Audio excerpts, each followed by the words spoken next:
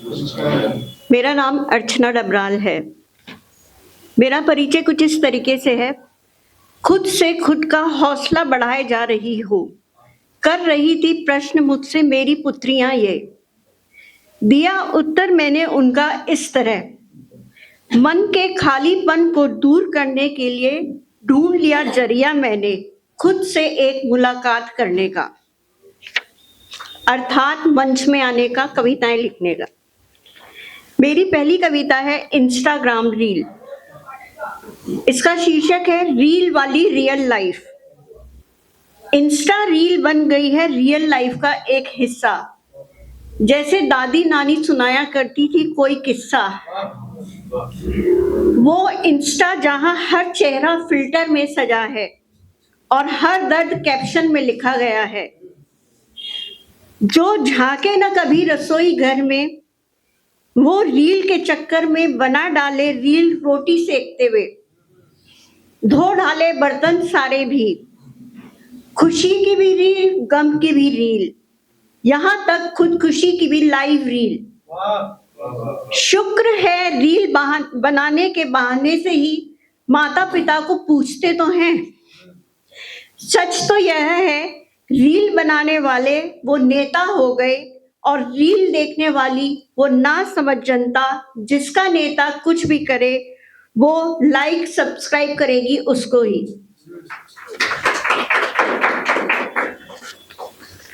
ये मेरी दूसरी कविता है पार्सल। आजकल के बच्चे ऑनलाइन शॉपिंग कर तो लेते हैं, परंतु पेड का ऑप्शन छोड़ देते हैं। मम्मी के लिए, पापा के लिए कैश ऑफ डिलीवरी का, सीओडी का ऑप्शन ले लेते हैं। तो प्रस्तुत है उसी के संदर्भ में मेरी कविता पार्सल। बजी गेट की घंटी और कुत्ते भौंकने लगे। मां समझ गई आज फिर है एक नई किटकिट की शुरुआत। बोला वो पार्सल है। मां अंदर से ही चिल्लाई, पेड है गेट में रख दो, अनपेड है कैंसिल कर दो। बजी फोन की घंटी, उधर से वो गुस्साई, मिलती हूँ शाम में। आई घर शाम में, हो गई किटकिट शुरू दोनों में। अगली सुबह थोड़ा नरमाई, पकड़ाया लिफाफा, वह बता गई ओटीपी और मार कर चली गई एक डायलॉग भी। ये तो ट्रेलर है, पिक्चर अभी बाकी है माता जी। जब बजी फिर घंटी, मां चल दी गेट में, लिफाफा व ओटीपी लेकर। पार्सल वाला हंसा, बोला कल अमेज़न था आज मिंत्रा है। तब मां का माथा टनका और बेटी का डायलॉग याद आया, ये तो ट्रेलर है अभी तो पिक्चर बाकी है माता जी।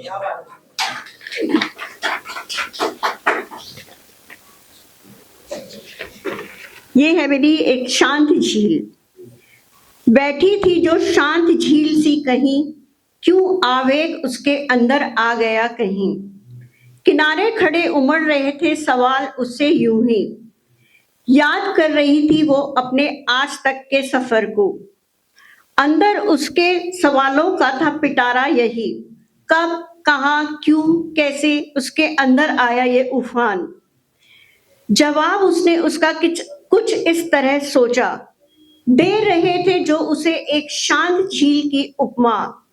सोच रहे थे वो यही जो अब तक थी बेजुबान, छुपा के रखी थी जो जुबान उसने, आज क्यों अंगारे बरसा रही थी वो।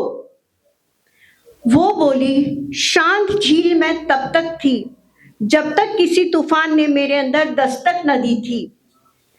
जब तूफान ने थमने का नाम नहीं लिया, तो कर लिया किनारा तूफानों से कहीं। ढूंढा उसने अपना किनारा और कहीं। झील जो बनी थी कभी शांत, अब छोटी छोटी बूंदों से कर रही थी अपने उफान को शांत। कोशिश कर रहा था जो तूफान उसको अपने आलिंगन में लेने की, कह रही थी वो तूफान से, ना कर उपमा मेरी झील से अब तू कहीं। अब उपमा कर तू आजाद पंछी से मेरी, जिसने पंख तो फैलाए हैं अपनी उड़ान के लिए, अपनी मंजिल पाने के लिए। अंत में मत बांध कर रखो बेड़ियां, बत बांध कर रखो बेड़ियों में अपने भीतर के उफान को, तोड़ डालो बेड़ियों को, सीखो खुल के जीना आजाद पंछियों सा।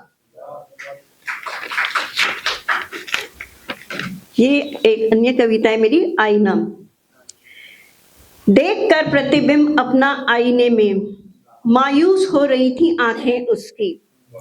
कर रही थी स्वयं से प्रश्न वो, कैसे तय किया आज तक का सफर ये।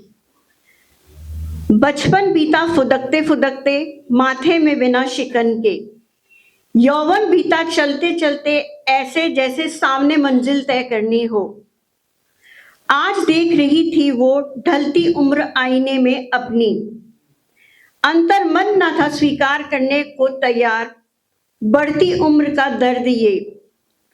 बोल देता आईना सत्य की जुबान, कह रही थी वो बस यही, सत्य का ही तो सामना न करना है अभी।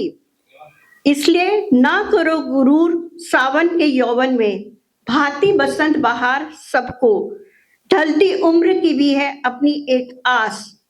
तोड़ न देना यौवन का, तोड़ न दे यौवन का आस उसकी। रखो बढ़ती उम्र का खजाना अपने पास ये, कहीं रेत की तरह फिसल न जाए यौवन के हाथ से ये।